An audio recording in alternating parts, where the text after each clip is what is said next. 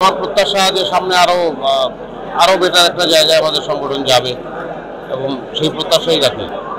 সকল ক্ষেত্রেই শিল্পীদের সহযোগিতার ক্ষেত্রে শিল্পীদের নানান ধরনের সমস্যা তো আছেই এবং আমাদের আসলে অনেক কিছুই করার আছে, সেগুলো অনেক অভ্যন্তরীণ।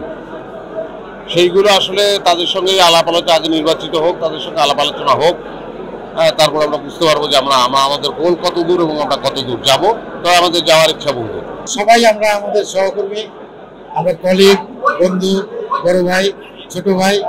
এখন নির্বাচন যেটি একটি প্রতিদ্বন্দ্বিতামূলক আয়োজন, একজনকে ভোট দিতে হবে, দুজনকে তো দেওয়া যাবে না।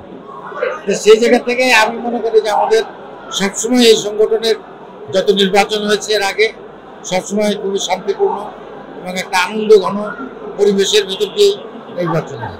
তো এবারেও আশা করি সেই পরিবেশ অব্যাহত আছে এবং বিকেল পর্যন্ত একদম রেজাল্ট হওয়া পর্যন্ত সেই পরিবেশ থাকবে এবং আমরা খুবই আনন্দ ঘন পরিবেশে সবার সাথে মিলেমিশে ভোটের এই উৎসবটাকে উদযাপন করব।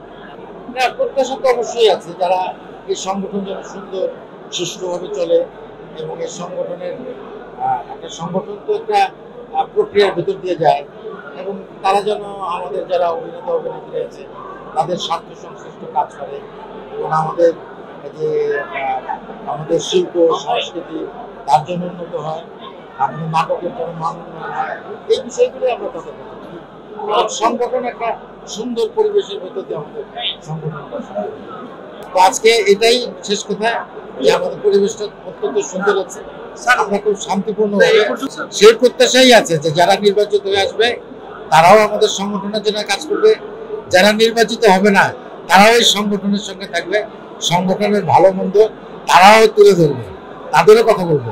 এমন তো না যে নির্বাচন থেকে যে হেরে যাবে সে আর এই সংগঠনে থাকবে, সে একজন সংগঠনের সাধারণ সদস্য হিসেবে থাকবে। আমরা তো সবসময় এটাকে উৎসব হিসেবে উদযাপন করি। আমরা শুধু এটা ইলেকশন না, এটা আমাদের একটা নির্বাচনী উৎসব। আমরা সেই উৎসবটাকে উদযাপন করতে চাই সবাই মিলেমিশে।